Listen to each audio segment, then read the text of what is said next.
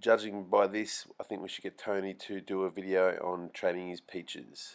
So guys, today's video is just going to be a selection of a few of the exercises that we perform regularly in order to get more size, more definition, more shape and more symmetry. The key is variety in everything. Keep the workouts varied and changing all the time.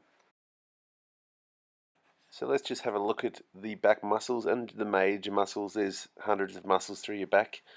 You've got the back thickness muscles, which is your rectors, your traps, and your rhomboids. Then you've got your back width muscle, which is your lats, your teres major and minor.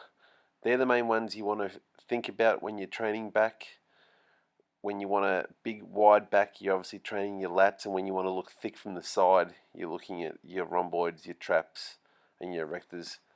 So before every back and leg session, we do the big 3 core activation by Stuart McGill. I've got another video on YouTube going through this workout, which includes the hip flexor activation.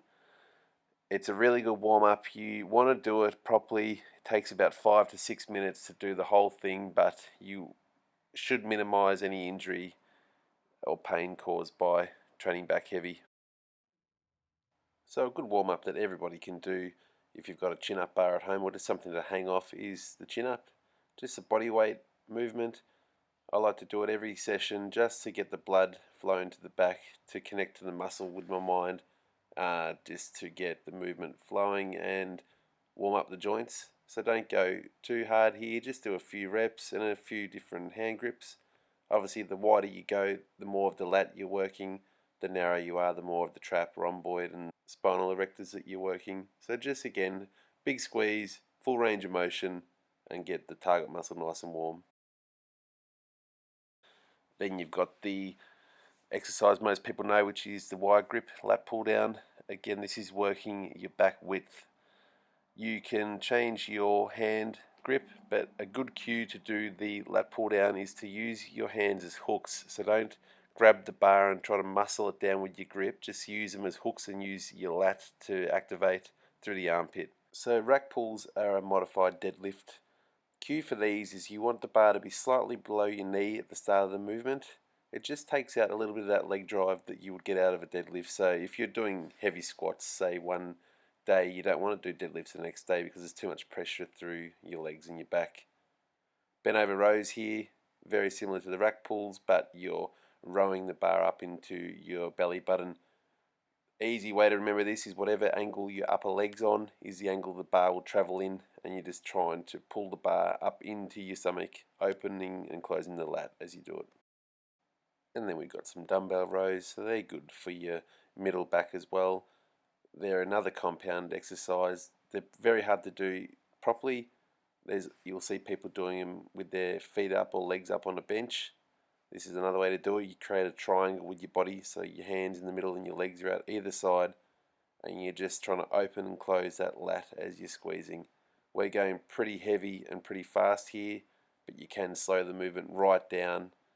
Close your eyes and imagine the back fully opening and fully closing and squeezing every rep. So here's a lat fascia stretch, just like the chest stretch that I did in the previous video. This is just stretching out the fascia, which is a sheath around your muscle. So you see Tony's elbows are on top of the bar, his head's below it, and he's trying to push his whole body towards the mirror, which is forcing the lat to be at full stretch. I'll do a video on all the body part stretches that we do for every workout to achieve maximum growth and recovery. One more thing we do here is just a regular lat pull down variation. So we do 10 reps regular lat pull down at a moderate weight, nice and controlled, squeezing every rep, trying to fully open the lat at the top and squeeze the shoulder blades together, just like you're trying to put your elbows into your back pocket. Then we go into 10 reps behind the neck. So you'll hear a lot of opinions about this exercise behind the neck, about it being unsafe. It's perfectly safe if done correctly. Just see here, I changed my foot stance a little bit. At the start, you would have seen me move, and I'm never fully extending the arm, so my scapula or my shoulder blade is never fully opening, so there's no chance of having an injury if I control the weight. It gives you a really good pump, really good activation, and again, that mind muscle connection that I talk about is being achieved here. I'm thinking about the muscle that I'm trying to target. But that'll do for this quick video on training back. Thanks for watching again. Anything you want to know about training back, leave it in the comments. I'll be doing more training videos. This is just a quick one, a few exercises. There's obviously many more, but any comments, leave them. Subscribe to the channel, and I'll be putting more content out shortly. So thank you.